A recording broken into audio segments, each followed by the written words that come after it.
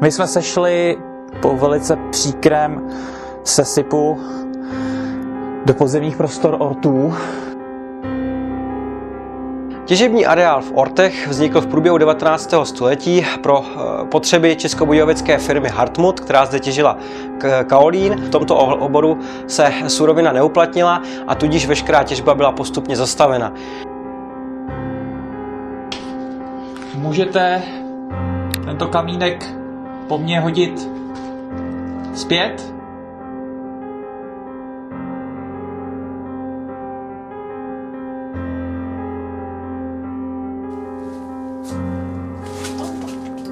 To je ono. Tady je ono.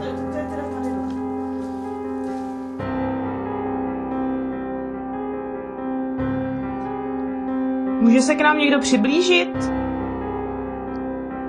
Dotknout se nás? Něco nám říct?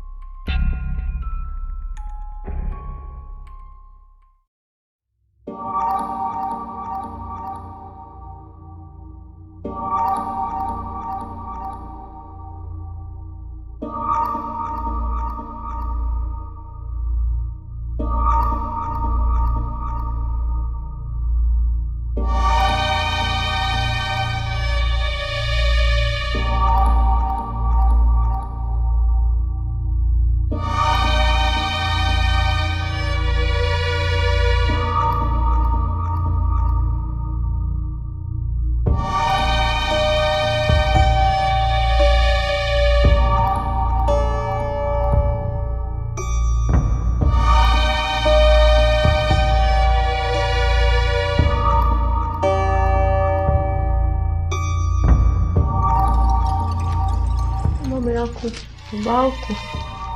Datový disk. Tento disk obsahuje určitá citlivá data. Pokud vás pro něj někdo neposlal, nechte ho být. Pokud jste pro něj posláni byli, vezměte si její disk, ne více. Člen skupiny, který nese disk, nemůže nést nic jiného.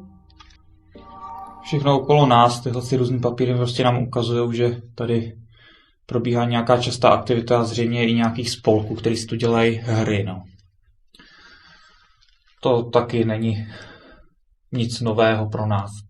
Často tajemné místa jsou navštěvovaný skautama, pionýrama, všema možnýma uskupeníma, který se tady dávají různé stezky odvahy.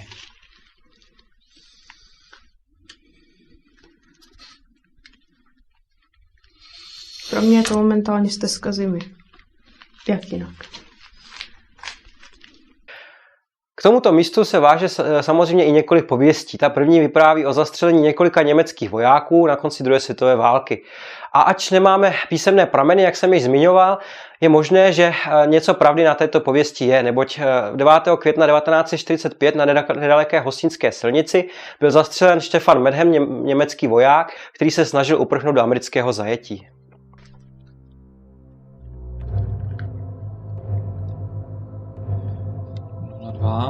Ostatní 0,1. To je normál.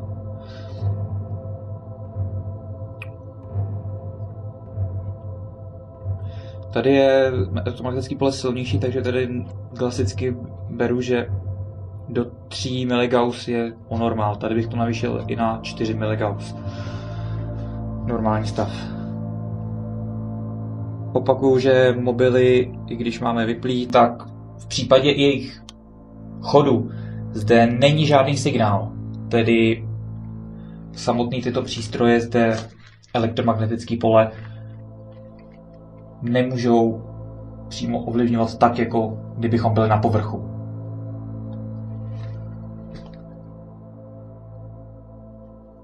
Je tu někdo, kdo by nám chtěl něco sdělit? Přijít si popovídat, pozdravit? Nebo náš oblíbený pokus, náš velhartický úspěch, lítající kamínky. Může tady někdo po nás hodit kamínek? Já jsem ani neslyšel. Co ani neslyšel? Blbej kamínek. Blbej kamínek. Tady je problém, že když brát kamínek, jak je to půda, která se drolí, tak... To je hlína většinou, no. Ani tady nic nepřipomíná kamínek.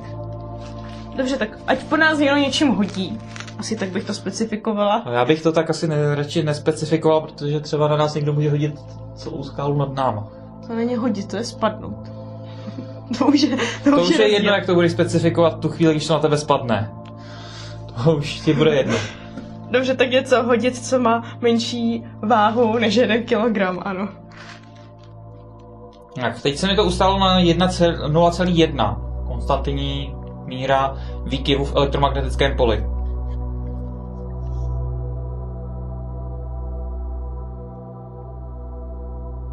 Mně se to taky pohybuje pořád v tom zeleném poli, nic zvláštního. Teď 0,3. K2 má furt první diodu až do 1,5 výkyvu. Pak by začal svítit druhá dioda. To je všechno v normálu. Tak. Co se diktafonu týče, tak to zanalyzujeme až později. Co se týče K2, tak ta zde furt svítí na první diodě, což potvrzuje melmetr, který furt konstantně ukazuje též hodnoty odpovídající první diodě u K2. Subjektivně zde nepociťuji nic, ani chlad, není mi to ani zima, myslím, že se tady teploty nějak ani nepohybujou nějak ve skokové rovině, tak třeba jako v Josefově, kdy jsme měli chvíli návaly chladu a pak návaly trochu více tepla. Tady to je konstantnější, což samozřejmě je důvod, že to tady v podstatě nemá žádný v podstatě průduchy ven, myslím, teda za sebe. Odborníci možná mě poupraví v této věci. Co ty myslíš, jak to máš? No, mě kromě toho, že mě mrznou ruce, jak mám vytažený ven, tak asi nic, jako necítím se nějak špatně.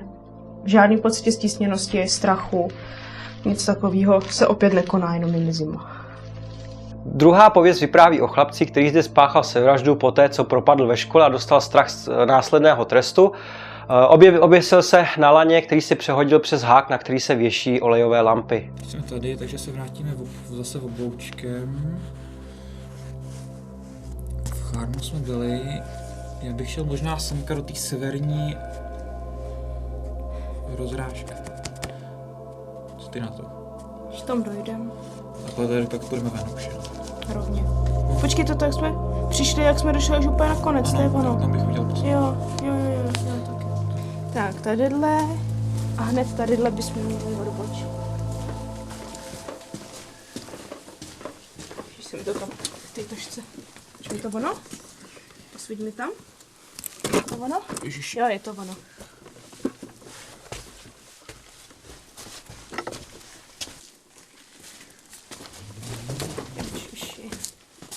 Právě vůbec jako teď netuším, jestli jsme měli už odbočit Ne, tam. teď.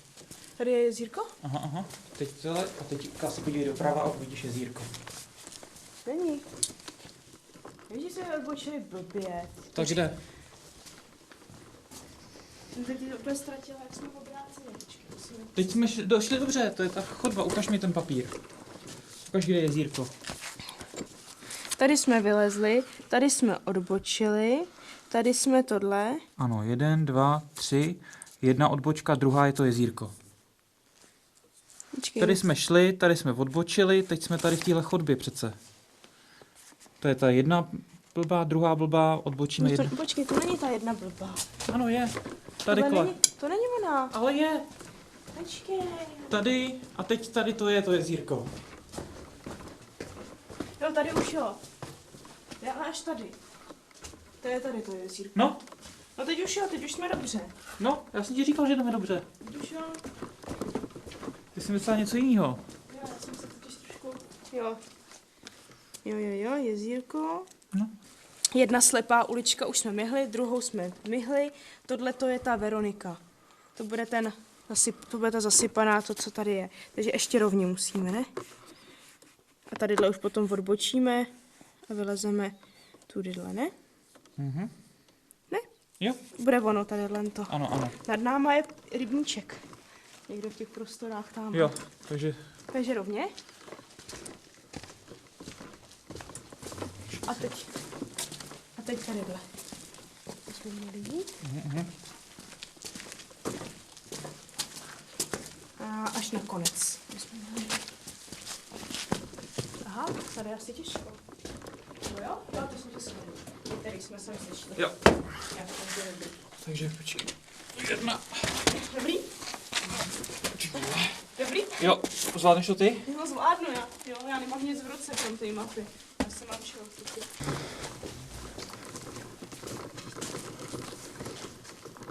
To není ono.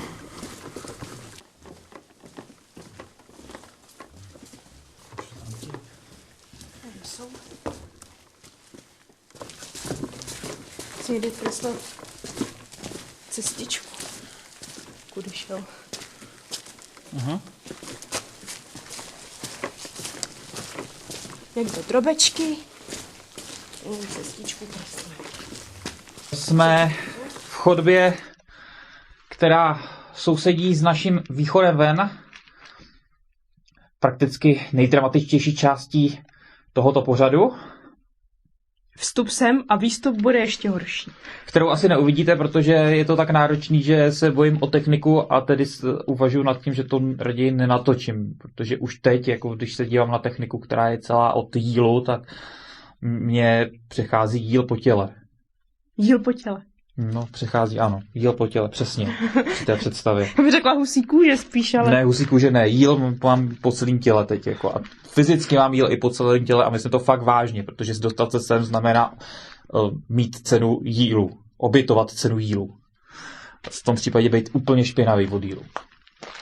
Tak, nicméně poslední část našeho výzkumu zde se bude zaobírat právě touto chodbou, která má její specifikum velice krásné až umělecké zobrazení rytin na zdi.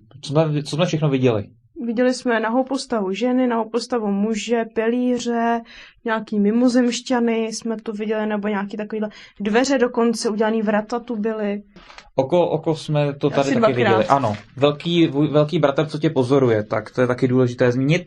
Ale nicméně je zde teda velký bratr, který nás teda opravdu pozoruje a může nám dát o sobě vědět.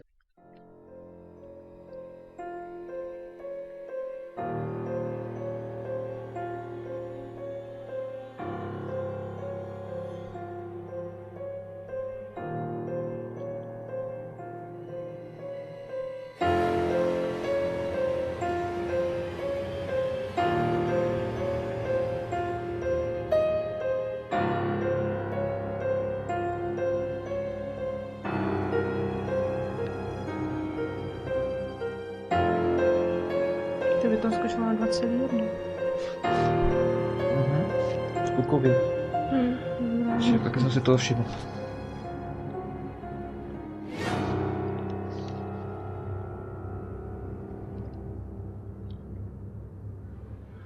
Is anybody here, please? Come on, here.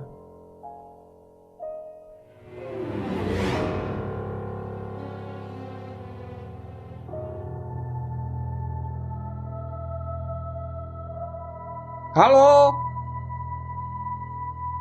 Bitte? Kommst hier?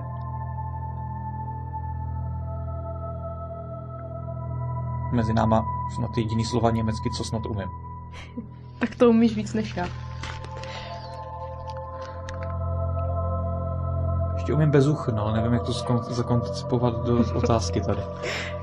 Já umím astronomiše a poštle ur. To se nám tam taky nehodí.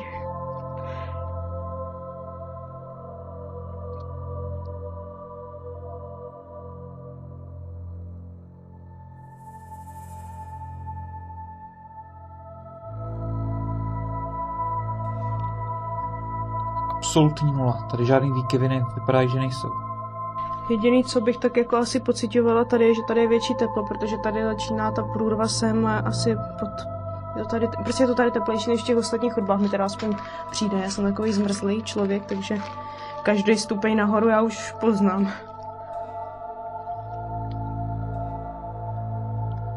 Je tu někdo, kdo by si s náma chtěl popovídat? Přiblížit se k nám, poplácat nás po rameni, hodit po nás s kamenem. A se nám začíná pípat z toho. Až se nám vypl. Já ho už nechám rovnou vyplay. Poslední tady šance, poslední otázka tady. Opouštíme tento prostor, můžete nám něco tady říct do diktafonu. Úmyslně vám ho nechám tady dál od nás na zemi po dobu třeba 1 minuty. Nebo pár minut.